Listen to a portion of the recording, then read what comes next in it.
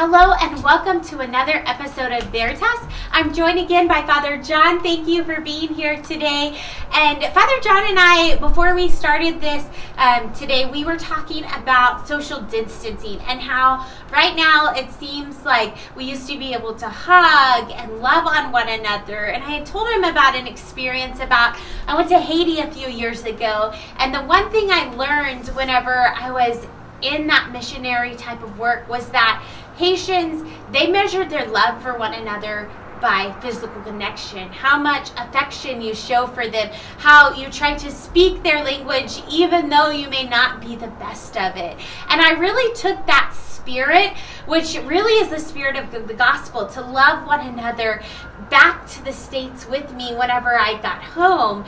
And so right now, we always hear this word, social distance. We go to mass, we're social distance. We go to school, the grocery store, social distance. And it seems like we've really lost connection when all we really want to do is go up and just embrace someone and hug someone in that joy, in that spirit, and then we get an elbow thrown or a fist bump, and it just feels like we've lost connection, and that's not always the best for our mental health standpoint. And so what kind of advice do you have for us when we're in this period of social distancing? How can we feel connected to one another? That's actually one of the, I would say, negatives of being in this pandemic. And in our community, it actually made a big difference because, as you had mentioned, I'm an Eastern Catholic priest, a priest under the Melkite Church, in full communion with Rome, but we are a different sui juris church. And so we have a different liturgical tradition, but we also have a different cultural tradition. So, as I said, I'm Lebanese, Middle Eastern, and Middle Eastern people are very touchy-feely. When you greet each other, you kiss each other on both cheeks. You're always hugging. As a matter of fact, liturgically, here's a little thing, we have the kiss of peace. And so during the Mass, our liturgy, as an exchange of Christ's peace, our members kiss each other on both cheeks. So all of a sudden, all of this physical connection has been separated. And so how do you manage this distance? Well, just like you can perform a spiritual communion, you have to focus on emotional connection in this time. And then, of course, with those that you can be physically connected with, people in your own household, make sure you're doing that. And with people that are not in your household, make sure you're not doing that. So, as an example, my daughter, I have 4 children. One of my daughters goes to youth group at St. Paul's, and the condition that it was for her to let her go is no hugging. Now, to tell a teen no hugging is hard, but that's what we got to do right now because the virus is out there, and we have to protect our families. And so for many people, this disconnection is a stressor. But how do you overcome it? Just like you can have a spiritual communion when you're unable to receive the sacraments yourself, you can have an emotional connection. So one of the ways that we can take advantage of that is through teleconferencing or FaceTiming. Teleconferencing, I'm dating myself, but that's what it used to be called. That's what it used to be called. And nowadays, with the invention of the smartphone and high-speed wireless and LTE or 5G, right? You can do it from the palm of your hand. So, as an example, just earlier, I was saying that we can use technology to bridge that gap. The churches are doing it in live stream. Thanks be to God. At least people can hear the homily, can see worship, can also worship themselves in that way. And so thanks be to God, a lot of our churches have been able to live stream. Whereas as we were saying earlier, many of them didn't even have websites. And so expanding like that, one of the things that I was able to show Jessica earlier is that I was able to FaceTime with my mom, who's a 92-year-old lady in Montreal, Canada. And it's a challenge to be able to get the technology up, but nowadays with voice commands and voice interface, even a child, can do that. So for us, it was a way to stay connected. Whereas probably before the pandemic, I would call my mom maybe once a week. Now we're talking to each other every day as a way to sort of bridge the gap. And so in this time of socially distance, maybe we can take the opportunity to connect to people that we haven't connected to in a while. And so old high school friends, or friends from where you grew up, now through Facebook and through social media, we have the opportunity to connect with people in a way that compensates, so to speak. I also always like to remind people that we were created not to be socially distant. Matter of fact, if you go through the creation story in Genesis, God created the day and it was good. He created the night and it was good. He created the sun and it was good. He created everything until He created man. It was the first no good. If you follow in Genesis, when God created Adam, it was not good because he was alone. So we are created to be in communion with each other and in communion with God. And so in this time of socially distant, we have to make extra efforts.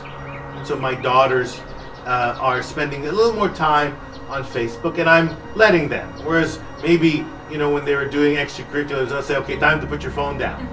So I'm being a little more flexible with that.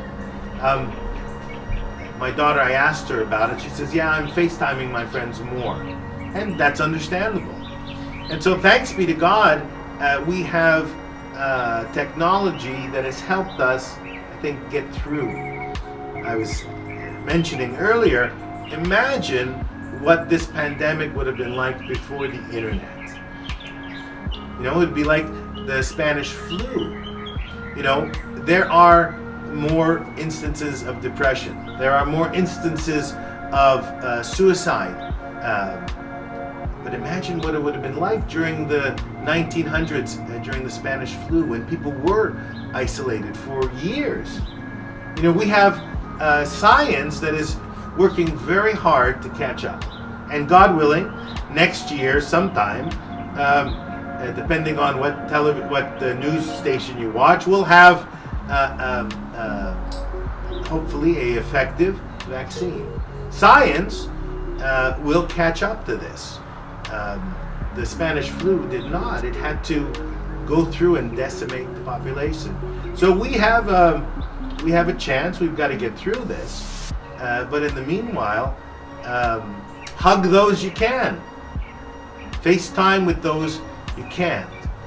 Stay connected by EMS or text message, or find ways, you can even use the U.S. mail, because they're still running.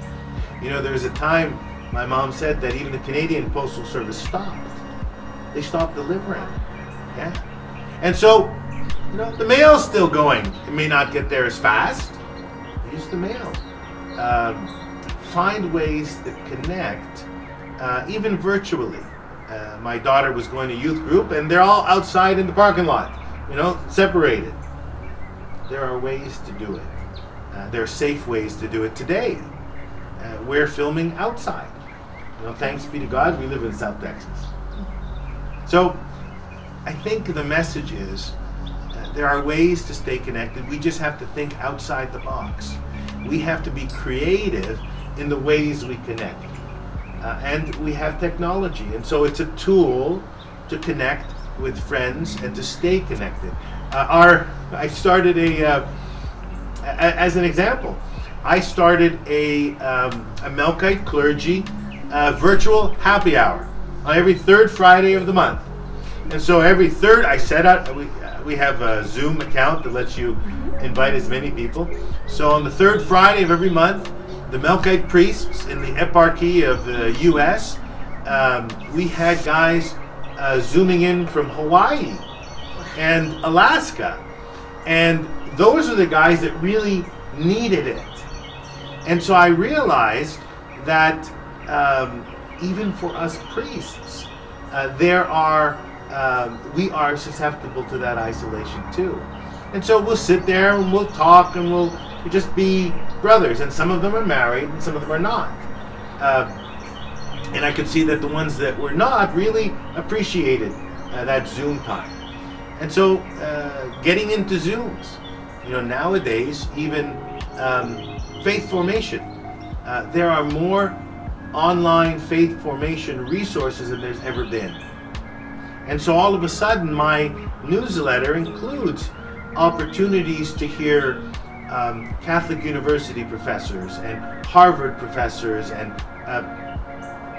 a high level of theological formation that before they just didn't do. So, like I said, it's not all bad news in the pandemic. And I think the church, they've called us to this ministry of presence for a long time, and they've called us into relational ministry, but we've been so locked down to this movement that we forgot about that ministry. We've been given a voice by God, and like you said, Father, He did not design us to be alone. And so now it's time for us to use our voice to build one another up, to be a listening ear when needed. Sometimes we forget that ministry of presence, that when our friends are struggling, even our parents, when they're struggling, that sometimes all we need to do is sit beside them and listen and be that ministry of presence and to be that voice for other people who are struggling. So thank you so much again, Father John, for joining us on another episode of Veritas. We will continue talking about mental health in our next couple episodes. We're doing a little mini series within the Veritas. So if you want to receive more episodes like this, make sure that you subscribe to today's Catholic newspaper and hit the notifications button. Welcome to Veritas. This is another episode. For more videos like this, follow Today's Catholic on the YouTube account.